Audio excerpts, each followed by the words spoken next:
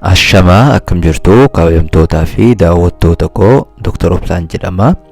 Egaa akka har'as viidiyoo isin barsiisa jedheen yaade qabadheen isiniif dhiyaadheen jira. Gaaffii kana yeroo baay'ee na gaafattanii koomentii irra naaf kaayuudhaan qaamni saalaa shamarranii maaliif gubaa, maal godhuu qabna, akkamitti akka nu dhiisu godhuu dandeenya, sababa maaliin nu mudataa kan jedhu gaaffii hedduu na gaafattanii turtanii. Egaa akka anis gaaffii keessan ilaaluudhaan gaaffii keessaniif deebii ta'a jedhee wantoota yaade qabadheen isiniif dhiyaadheen jira. Egaa akka shamarri hunduu jiruu ishee keessatti gubuu fi hooksisuun qaama saalaa ishee mudatuu danda'a. Hooksisuu fi gubuun gogaa laafaa ta'e irratti yeroo nama mudatu ulfaataa fi rakkisaadha. Keessattuu qaama saalaa shamarranii irratti yeroo ta'u hafuura namatti kutaa, boqonnaas nama dhoorgaa. Hooksisuu fi gubuun qaama saalaa shamarranii irratti ni mudata. Kuni baratamaadha. Akkuma kana dura isin jedhe baratamaa fi shamarreen parsantii 50 ol rakkoo kanaan dabree ni mudamti. Kanaaf wanti kun haala salphaa ta'een yaalaanis ta'e yookaan yaala mana keessatti isin of yaaluu dandeettaniin isinirraa wayyaa'u yookaan isinirraa guutumaan guututti fayyuu danda'a. Kanaafuu mana yaalaa osoo hin deemin manumatti haala salphaa ta'een gubaatii fi hooksisuu kana akkamitti ofirraa fayyisuu dandeenya kan jedhu kan ilaallu ta'a. Egaa akka hanga dhumaatti viidiyoo kana laaluun irraa baradhaa, isin fayyada. Akkasuma warri chaanaalii kiyyaaf haarawaa taatan subscribe gochuun maatii naaf ta'a jecha. Akkasuma viidiyoon kun yoo isinitti tole yoo irraa barattan like gochuun na wajji tura. Egaa akka sababni duraa qaamni saalaa shamarranii maaliif gubaa, sababa maaliitii kan jedhu yeroo ilaallu sababbiin tokkoffaan baakteeriyaadha. Inni lammaffaan immoo dhibeewwan yeroo wal qunnamtii saalaa daddarbanidha. Inni sadaffaan dhaluu dhaabuudha yookaan maarrat isa jedhansanii dhaluu dhaabuu fi umriin deemuu. Inni afraffaan keemikaalota garaagaraa fi saamunaa, shaampoo kana fayyadamuun qaama saalaa keessan shaampoo fi saamunaan dhiqachuun qaamni saalaa keessan akka isin gubu godhuu danda'a. Infekshinii uumuu danda'a jechuudha. Akkasuma paantii jiidhaa hin goggogin akkuma miiccameen osoo hin goggogin yeroo san deebistanii uffatuun rakkoo kanaaf isin saaxiluu danda'a. Akkuma gubbaatti isiniif ibsetti rakkoon kun rakkina shamara muraasa qofa osoo hin ta'in dhukkubbiin kun qaama saalaa shamarranii fi hidhii qaama saalaa ishee irratti diimatu gubuu fi iita'uu mudatuu danda'a. Darbee immoo qaamni saalaa ishee akka hafuura badaa baasu godhuu danda'a. Egaa akka rakkoolee kana furuuf qulqullina qaamaa eeggachuu fi mana keessatti of yaaluun gara fayyaatti deebi'uu ni dandeessu. Wantoota ani asii gaditti isiniif himu kana itti fayyadamuu fi gara dalagaatti jijjiiruun fayyuu ni dandeettu. Garuu akeekkachiisni ani asirratti isiniif kennu wantoonni kun manatti fayyadamuun wantoota asii gaditti isiniif himu kana manatti fayyadamuun kan isinirraa wayyoomne yoo ta'e mana yaalaa deemuun ogeessa fayyaatiin mari'achuu fi yaalamuu qabdu. Egaa akka wantoonni isin mana keessatti fayyadamuun dhibee kanarraa bilisa tahuu itti dandeettan inni tokkoffaan acheettoo appiliiti.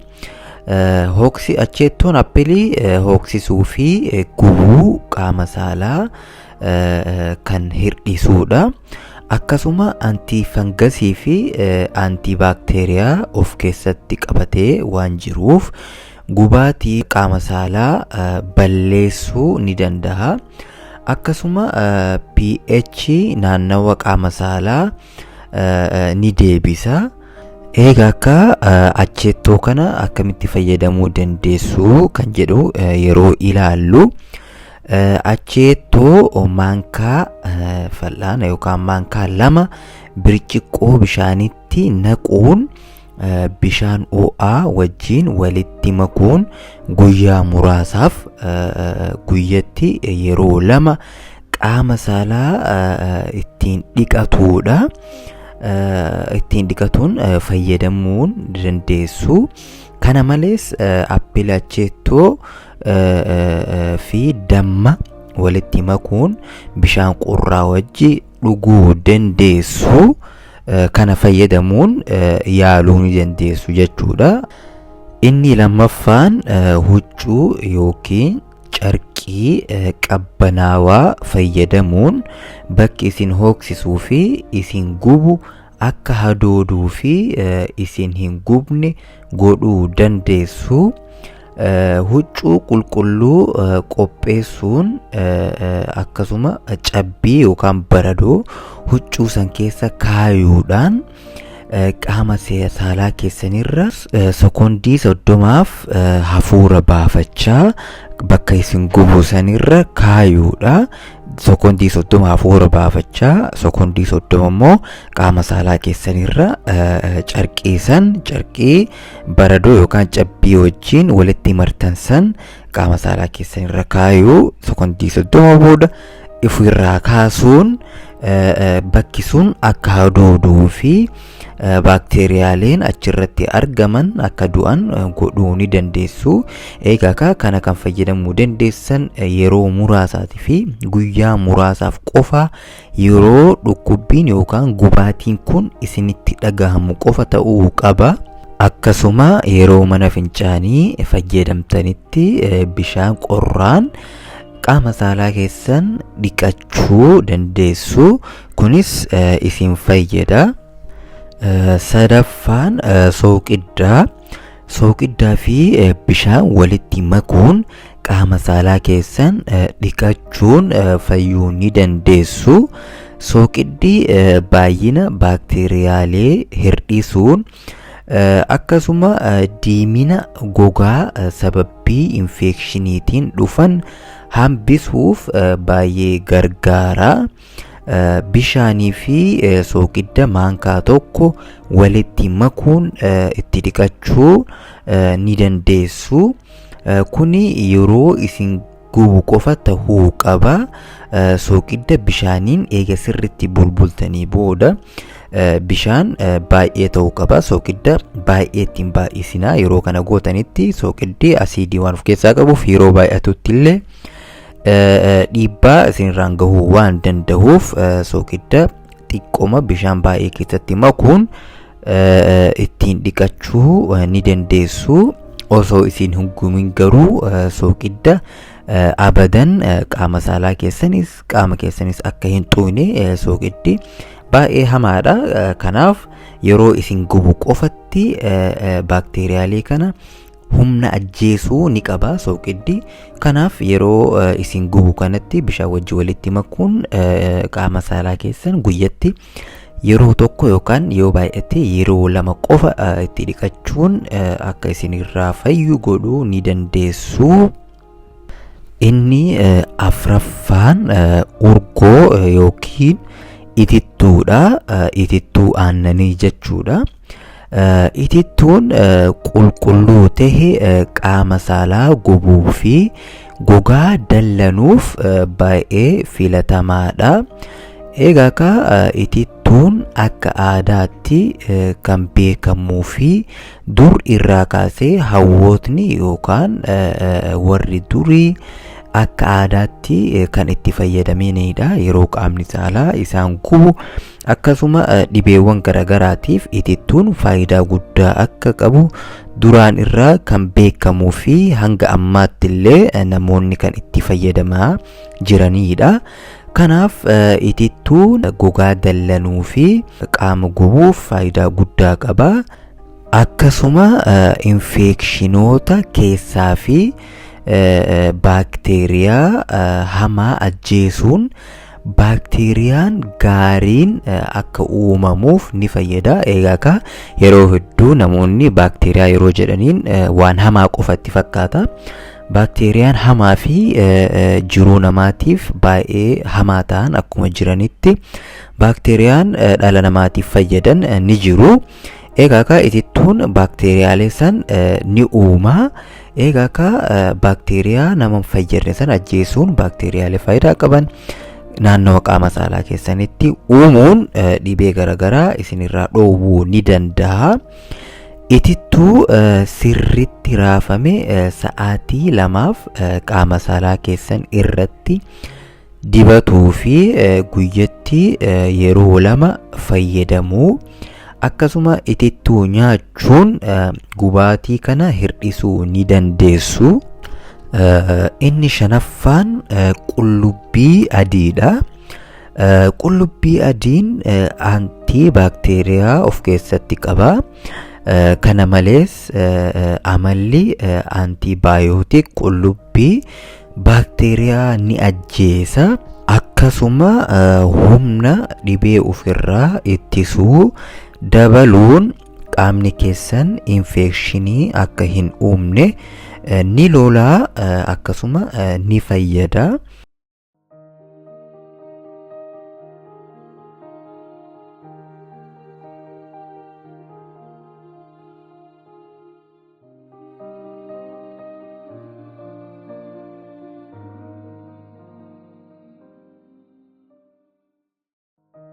Guyyatti qullubbii adii yeroo 3 nyaachuun qaamni keessan baakteeriyaa akka ittisu godhuu dandeessu. Akkasuma zayitii qullubbii adii argachuu kan dandeenye yoo ta'e qullubbii adii tuttumuun bishaan wajjin walitti makuun ittiin dhiqachuu dandeessu. Akkasuma viitaamin A zayitii viitaamin A argachuu kan dandeessan ta'e baay'ee gaariidha. Egaa qullubbiin duraan irraallee kaasee akkuma beekamu humna dhibee ofirraa ittisuu baay'ee namaaf dabala. Kanaaf qullubbii adii fayyadamuun yeroo maraa guyyatti nyaata keessan keessatti qullubbii adii makuudhaan nyaatuun dhibee ofirraa ittisuu ni dandeessu. Faayidaa guddaa qaba. Inni jaaffaa fi inni dhumaa damma qulqulluu ta'e fayyadamuudha. Dammi antii baakteeriyaa fi antii fangas of keessatti qabata. Kun immoo infekshinii maayikiroobaal akka hin uumamne godhuu danda'a. Daa'ima qulqulluu qaama saalaa keessan irratti daqiiqaa 30 dibatuu. Akkasuma daqiiqaa 30 booda bishaan ho'aa ta'een dhiqatuu.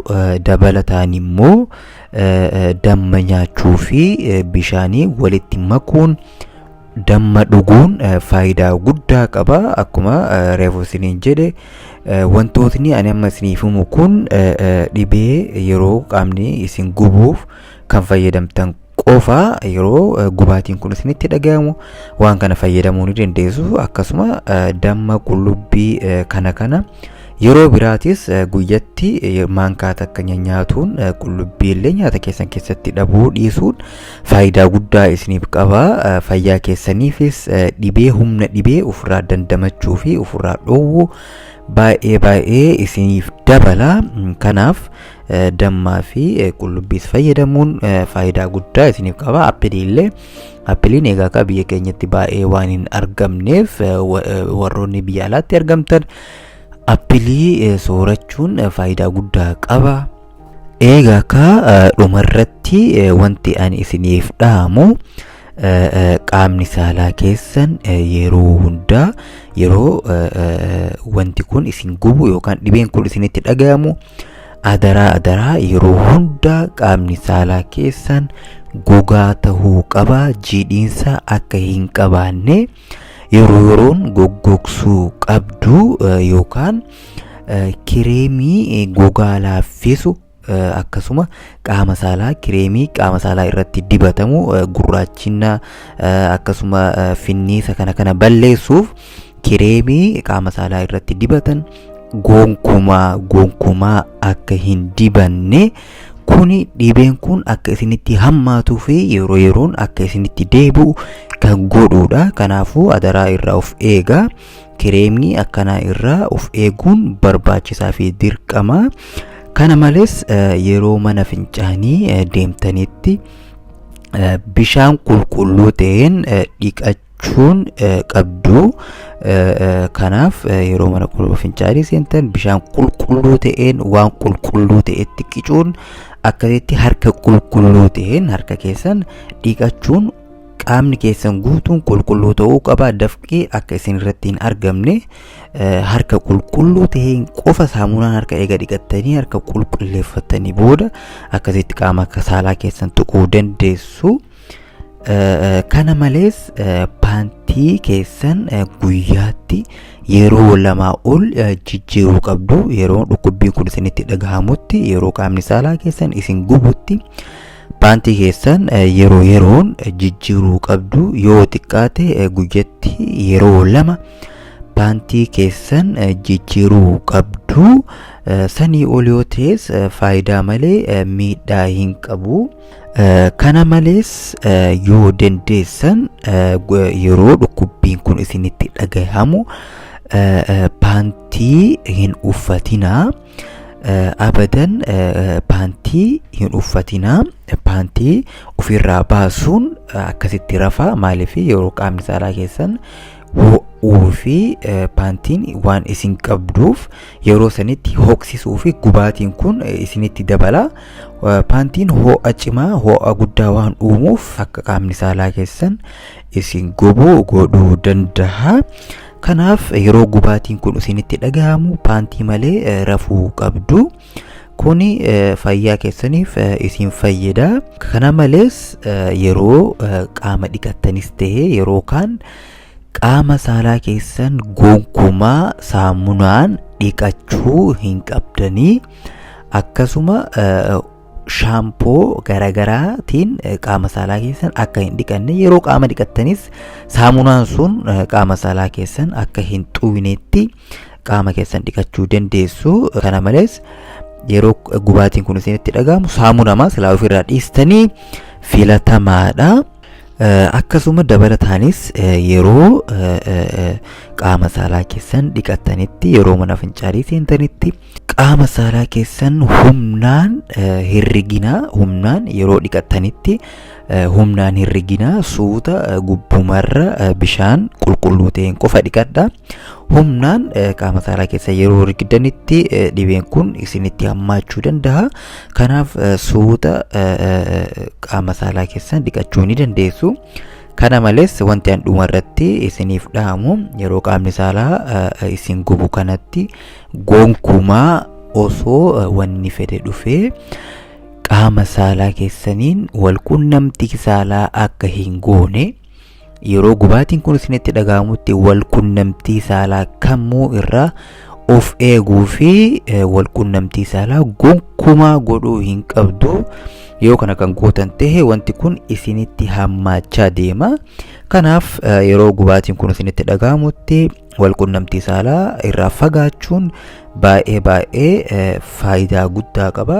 Kana malees ispoortii yookiin dalagaa eega dalagdanii fixanii booda qaama keessan irratti dafqa hafuusan dhiqachuu fi qulqulleessuun dirqama. Akkasuma nyaata viitaamin C of keessatti qaban soorachuun qaamni keessan akka dhibee ofirraa ittisu isin gargaara. Akkasuma infekshinoota garagaraa akka hin uumamne faayidaa guddaa qaba.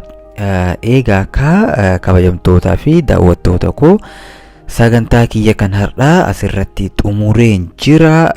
Viidiyoo kun baay'ee isin fayyada jedheen abdii qaba. Gaaffii keessan akka isiniif deebise abdiin qaba. Ammas yoo kan gaaffii qabaattan ta'e gaaffii kamuu na gaafachuu dandeessu. Gaaffii keessan irratti walqunnamtii saalaatiinis ta'e walqunnamtii saalaatiin ala gaaffii qabda yoo jiraate dhibeewwan isin beekuu dandeessan guutuu kan isiniif ibsuu fi gaaffii keessan irratti deebii isiniif kennu taha.